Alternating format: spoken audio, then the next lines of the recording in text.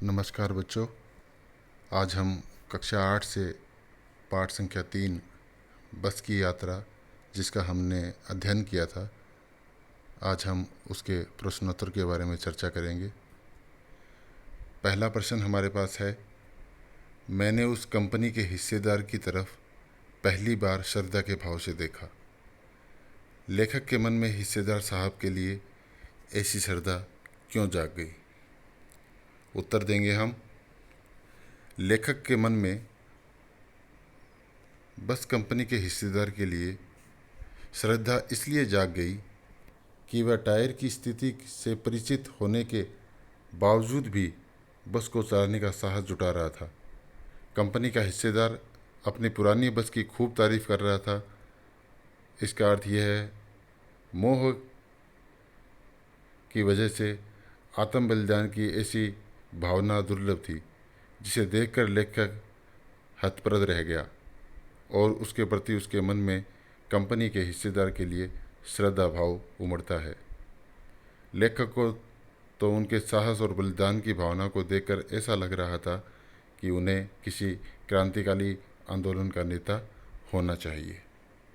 दूसरा प्रश्न हमारे पास है, लोगों ने सलाह दी कि समझदार आदमी इस शाम वाली बस से सफ़र नहीं करते। लोगों ने यह सलाह क्यों दी होगी? उत्तर देखते हैं हम। लोगों ने लेखक को यह सलाह इसलिए दी क्योंकि वे जानते थे कि बस की हालत बहुत ख़राब है।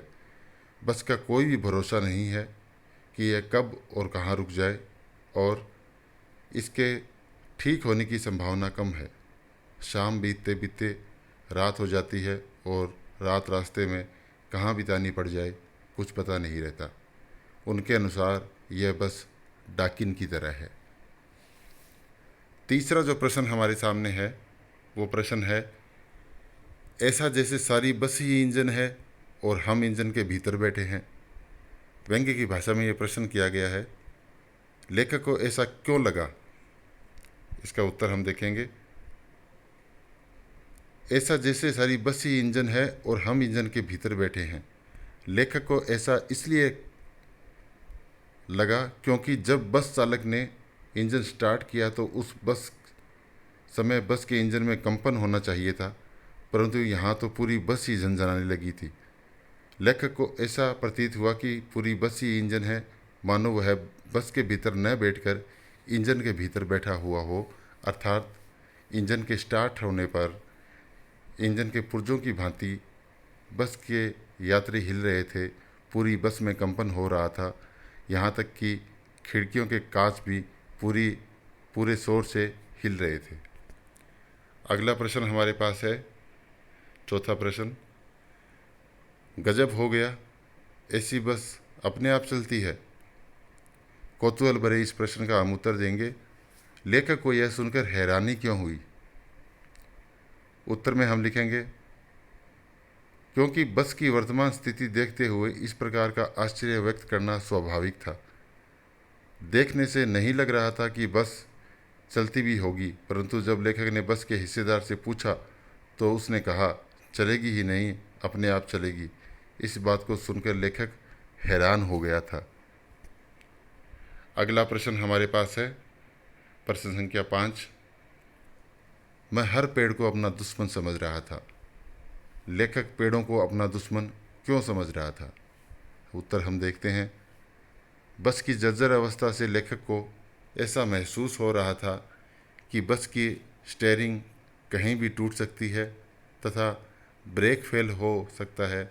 ऐसे में लेखक को डर लग रहा था कि कहीं उसकी बस किसी पेड़ से टकरा न जाए। एक पेड़ निकल जाने के बाद वह दूसरे पेड़ का इंतज़ार करता था कि वह बस कहीं इस पेड़ से न टकरा जाए। यही वजह है कि लेखक को हर पेड़ अपना दुश्मन लग रहा था कि बस अनियंत्रित होकर कभी भी इनसे टकरा सकती थी और उसकी मृत्यु हो सकती थी। अगला प्रश्न जो हमारे पास है वो पाठ में एक जगह व्यंग्य किया गया कि जो बस के सारे पुर्जे हैं वो हमें सविनय अवज्ञा आंदोलन की याद दिला रहे हैं। सविनय अवज्ञा आंदोलन 1930 में गांधी जी ने के नेतृत्व में अंग्रेज़ों के ख़िलाफ़ किया गया, जिससे पूरी तरह सरकार से असहयोग किया जाए। इसके लिए सरकार ने नाराज़ होकर उसके बाद नमक कानून लगा दिया था और गांधी जी ने नमक कानून को तोड़ने के लिए मार्च 1930 को 12 मार्च 1930 को दांडी मार्च कर नमक कानून को तोड़ा था। तो उत्तर हम देखेंगे। सविनय अवज्ञा आंदोलन महात्मा गांधी के नेतृत्व में 1930 में अंग्रेजी सरकार के से असहयोग करने तथा पूर्ण स्वाधीनता प्राप्त करने के लिए किया गया था। भारतीय समाज वैसे ही गरीबी में दिन बिता रहा था। वे मुश्किल से नमक रोटी खाकर गुजारा कर रहे थे। अंग्रेजी सरकार ने नमक पर भी टैक्स लगा दिया था। तब इससे नाराज़ होकर गांधी जी ने 12 मार्च 1930 को दांडी मार्च करके नमक कानून को तोड़ा था। इसके पश्चात 2 प्रश्न दिया गया है। यह प्रश्न सविनय अवज्ञा का उपयोग व्यंग्यकार ने किस रूप में किया है, इसका उत्तर हमें लिखना है।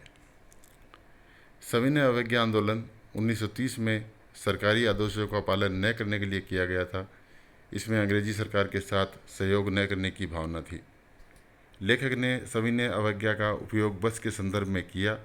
वह एक प्रतीकात्मक भाषा के माध्यम से यह बताना चाहता है कि बस विनयपूर्वक अपने मालिक व यात्रियों से उसे स्वतंत्र करने का अनुरोध कर रही है। जिस तरह अंग्रेज़ों की दमनपूर्वक नीति के खिलाफ भारतीय जनता विनयपूर्वक संघर्ष के लिए आगे बढ़ती रही, उसी तरह यह खटारा बस भी जर्जर होने के बावजूद चलती जा रही है। कल हम किसी भी समय आपको सूचित करेंगे कि गूगल मीट पर हम मिले और अपने जो प्रश्न है, आपके जो प्रश्न हैं, उनका उत्तर हम आपको पूरी तरीके से दे सकें। तो इसके लिए जो भी संभावित कार्यक्रम होगा उसकी जानकारी आपको, जो हमने ग्रुप बना रखा है क्लास का, उसमें दे दी जाएगी। तब तक के लिए धन्यवाद।